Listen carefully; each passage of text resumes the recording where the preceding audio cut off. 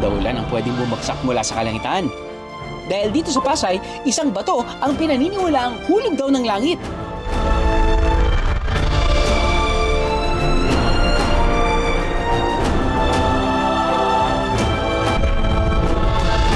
Yung bulalakaw nga to, ito yung ano niya oh. Oh, magnet. Halin! Magnet oh, nagmamagnet yung bato. Naisip din namin na baka may may value yung bato. Gawa nung namamagnet nga. Umaasa lang kami na sana totoo siya. May bigat itong 10 kilo. Ordinaryo lang ba itong bato? O bulalakaw na nagkakahalaga raw ng milyon? Kapag napatunayan na bulalakaw siya dahil 10 kilo yung bigat ng sample, maaaring pumalo ang presyo nito ng 1 million to 1.5 million pesos.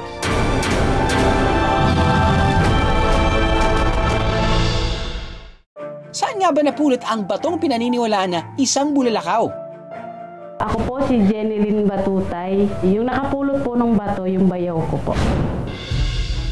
Pauwi na raw mula sa trabaho ang bayaw ni Jeneline nang makita niya ang bato na tila umuusok.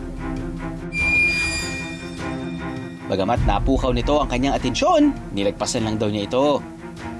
Nung nakauwi na napanood niya sa Jessica Soho na may ganun siyang kaya sabi niya, may siguro yun. Kaya pinuntahan niya.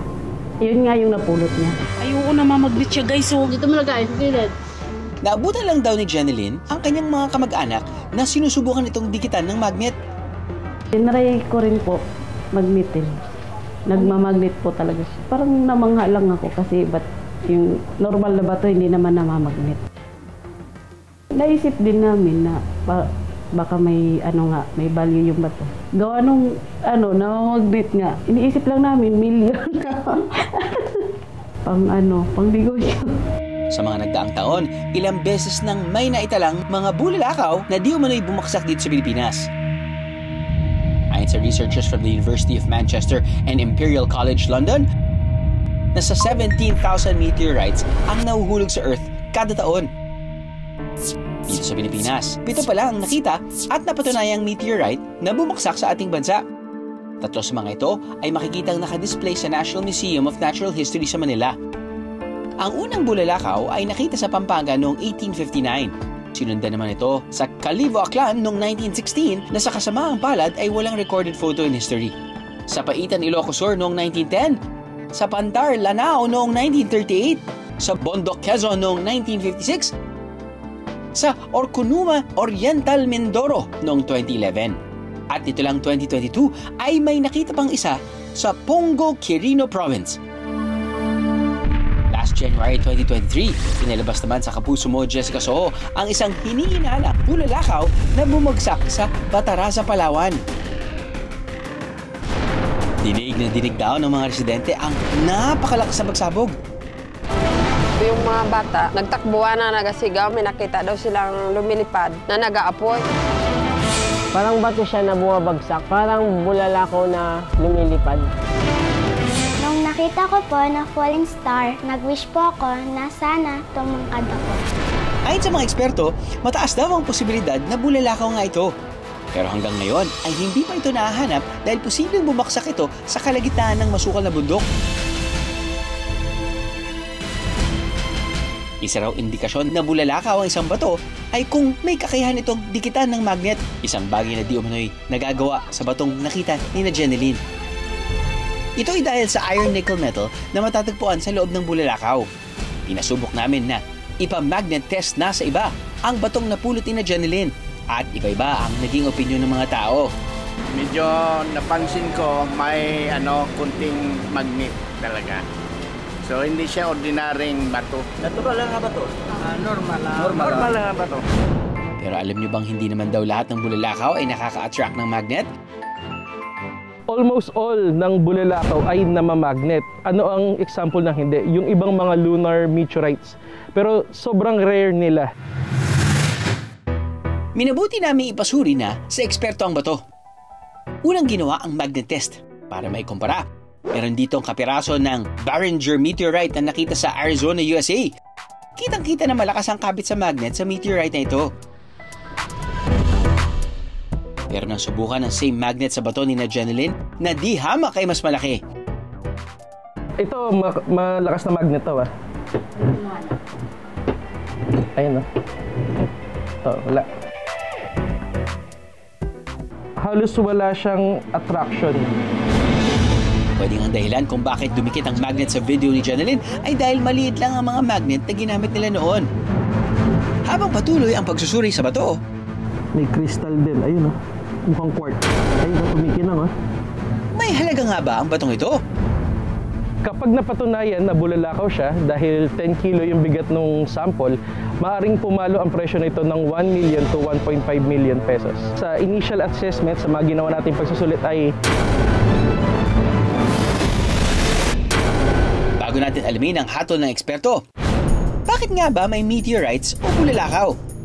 Ayon sa Greek mythology, ang dahilan sa pagkakaroon ng meteorites ay ang God of Time and the King of the Titans na si Kronos. Si Kronos ay ang pinakamakapangyarihan sa kanyang henerasyon at siya rin ang pinakasakim. Pinaslang niya ang kanyang sariling ama para lang maging hari sa buong kalawakan. At maging ang sarili niyang mga anak, nilunok niya habang sanggol pa lang dahil natatakot daw siya na agawin ng mga ito ang kanyang trono. Nang ipinanganak si Zeus, ang asawa ni Kronos na si Rhea, hindi na raw kayang maatim ang kasakiman ng kanyang asawa. Kaya naman tinago ni Rhea si Zeus at nilinlang si Kronos na bato ang lunukin.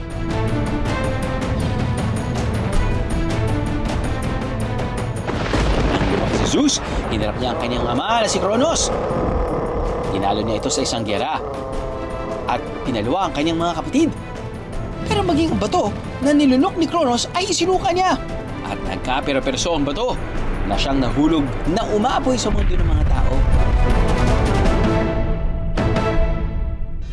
Pero kung siyensya naman ang tatanungin, nagsisimula ang mga bulalakaw sa maliliit na bato o buhangin na naglalakbay sa kalawakan.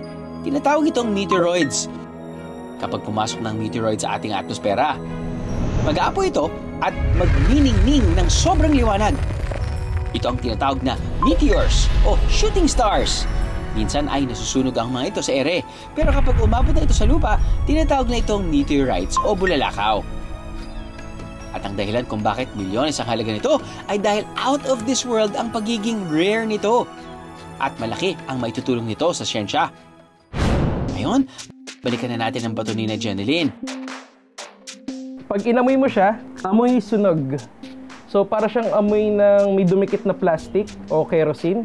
Distinct na distinct yung sunog na amoy kumpara dito sa ibang side. So malamang nasa kalsada to, malapit sa garbage dump na pinagsusunugan. Kung bulalakaw to, habang nag-enter to sa mundo, kagaya nito, umiikot-ikot yan. So dapat even yung distribution ng fusion crust na dito ay absent. Pero bakit nga ba ito kumikinang? May halaga pa rin nga ba ang batong ito? Meron tayong makikitang parang mga crystals sa loob. Para siyang mga maliliit na piraso ng quartz